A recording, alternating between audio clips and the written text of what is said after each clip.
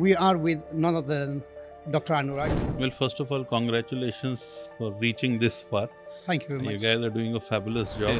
People call themselves GCC citizens. I call myself GCC expat because I live between UAE, Saudi, Qatar, and Oman, but operate between India to Turkey. So my exposure is in 33 industries across 24 countries, and that's the beauty of Dubai. One of the things that you said, very interesting, two things is like having a family business, making sure that's sustainable. When I say family businesses and those are foundation, those businesses always started with the bent of mind of being able to the business growing to be passed on to the next generation. Yes. It was never about exit. While the businesses of today from day one are already talking about exit. So when you already have that mindset of exit, how would you grow a business into a sustainable entity? Listening to you now, just recapping and having the conversation with a lot of the founders that come to us, I feel that they don't understand the different types of investment that are available out there. They get too much involved in crowdfunding. That gives them becomes personal issue. Then to survive from that, they take the money from the next person. So to take from this, it's really important that you do your homework, you find the right person, you're not scared to make mistakes. There's a lot more we can talk about, but this is just to build a story up to our next episode that we're going to do, where I would like you to invite you into Emira's podcast. Finally, we're here. We met roughly going back about 9 months when I first came to Tablan. And I told you then, you caught my attention because you said to me that I should come more often, I should network. And it was perfect. We are with none other than Dr. Anuraag. In this part of the world, in the entrepreneur world, in the investment world, you know I've told you before that I'm fascinated by your story and the things you do. Please shed some light on as to what you do, and we'll take it from there. Well, first of all, congratulations for reaching this far. Thank you very much. You guys are doing a fabulous job. Appreciate Great to see this team and all that what you are covering. And your initiative and endeavor to be able to educate others by sharing experiences. So happy to do that. Appreciate it. Thank you. So principally, I'm close to almost 3 decades in this region. And I say people call themselves GCC citizens. I call myself GCC expat because I live between UAE, Saudi, Qatar, and Oman, but operate between India to Turkey.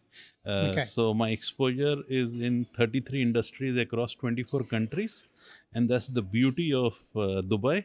That if you do not access the entire belt of Middle East, Africa, and parts of Southwest Asia, then you are not doing justice to what Dubai stands for, right? As we call it, the gateway of the world.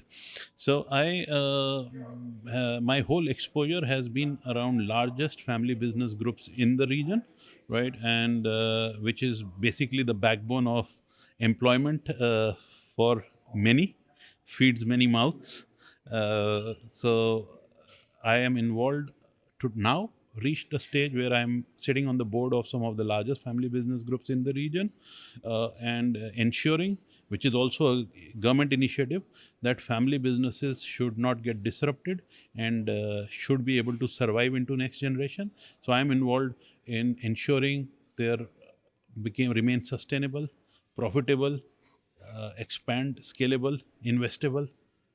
That's pretty much my time goes in. Nice. One of the things that you said, very interesting, two things is like having a family business, making sure that's sustainable.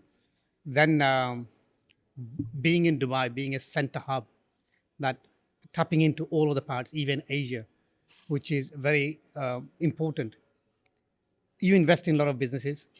Do you see that startups actually don't have that vision that they need to have? Because really for an investor, when you come in, you want that person to be on board fully. He needs to know all his surrounding, his competition. Do you find it that sometimes the founders come with a little mindset, not as big what it should be? So actually, it is not the founders to be blamed, but those mentors, advisors, those incubators, many of them who have not really been entrepreneurs themselves, yes, or the professors of entrepreneurship who have never done business themselves, because in real life is very different from the theoretical world, right? And which is why you have a 90% failure rate of startups, right? Which is not how businesses operate.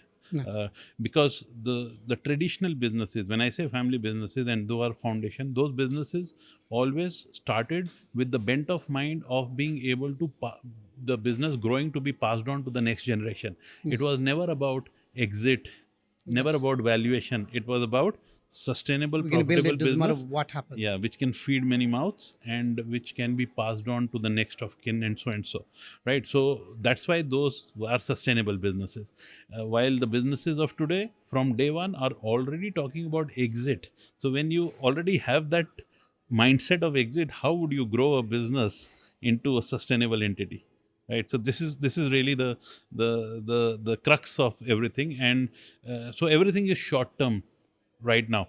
The whole vision is very short term. It's about couple of years. Let's get the valuation up. Let's get this. Let's burn cash, and let's exit. I don't know if you have any special powers, but you're in my mind because some of the things that you've actually, you hit the nail on the head. You talked about exit. You talked about not having the right mentors. You mentioned that they've only got money, they don't have the experience. That's why the ratio is so high. I can go into 1,000,001 questions because it's just brewing up with more and more exciting Yeah. questions. One thing I want to say to you, so on that note, how important is it for founders to actually tap in and ask more questions? It's like, do you align? Do you understand me? How many businesses have you, left? How much experience do you have? Do you see that founders don't ask that question much and go head in right at the start? So I think founders, a lot of founders today, their full time job is raise funding, whereas the full time job should be creating a profitable business, right? Funding should be is a natural. Yes. Investors would always be happy to invest in a business which has created certain foot on the ground. The problem is, in the past, see, entrepreneur always has two major capabilities. If you talk to any founder, any chairman, any business, they may not be the best of education. They would not have understood, but they had two core competencies. One is the ability to take risk and the ability to identify an opportunity. And Yes. rest of the learning has all gone along the way, right? They have developed, they have upskilled, so and so. Everything. And then at certain stage, even that's learning becomes a bottleneck for them because there is a lot of disruption outside, competition, innovation, but they have not prepared because they have gone so much involved in day to day running their business. So at that stage is a time when they have to then bring in external forces to ensure that the company from a regular run business, traditional run business, becomes a process driven business. Yes. Is not so much people dependent but more system oriented, right? So I'm saying these are natural phases of life of a business. Now, sometimes experience can only come with age or with years, right? And a cycle which somebody has to go through, the cycle of failure, because failure teaches us more than success, right? Unbelievable. It's only that it brings us back up and we know how to fight that. So we've gone through those cycles.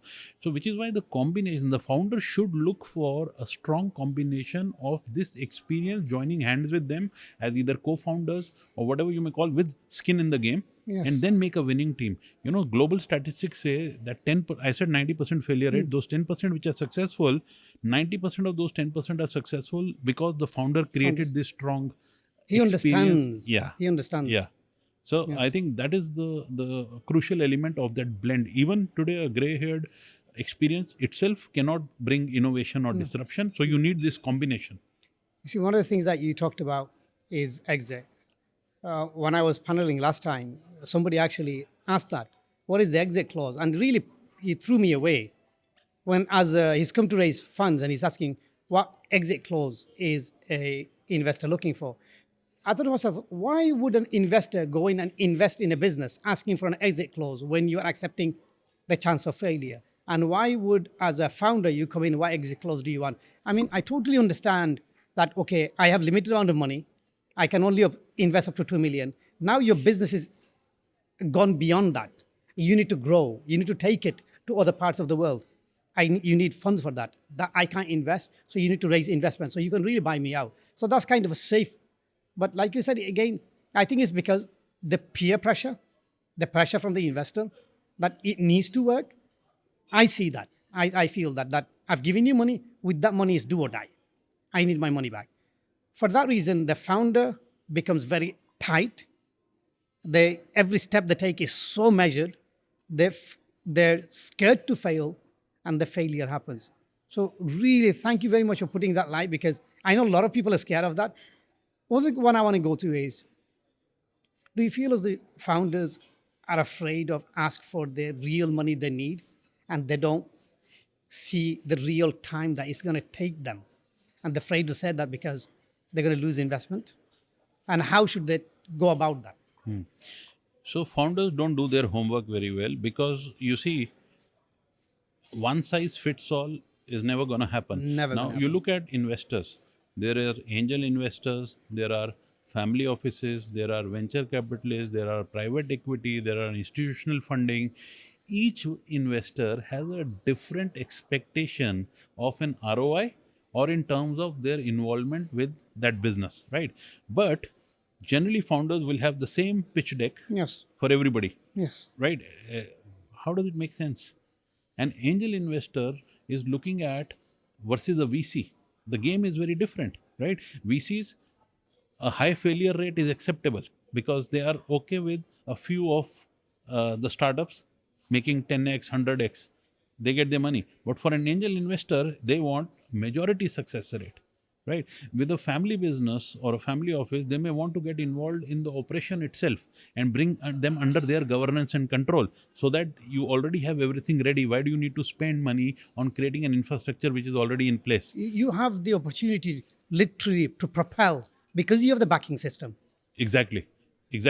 So that is what, for example, in as a part of the family business, in order to secure more than securing the startup, to secure the family business from disruption, we scout for startups which can become a part of the family business and take them to the next level of innovation, right, and disruption. So what I'm saying is that the founders need to do a little bit of homework better, in terms of, rather than going for volume, that I will send my pitch deck to 100, I should go to 5, but having done my homework, understood their sentiment, what is that they would be looking for, making an assumption, and then going and talking their language. Listening to you now, just recapping and having the conversation with a lot of the founders that come to us, I feel that they don't understand the different type of investment that are available out there. They get too much involved in crowdfunding. That gives them becomes personal issue. And then to survive from that, they take the money from the next person. So to take from this, it's really important that you do your homework. You find the right person. You're not scared to make mistake. There's a lot more we can talk about, but this is just to build a story up to our next episode that we're going to do, where I would like you to invite you into Emira's podcast. So on that note, thank you very much. Assalamu alaikum.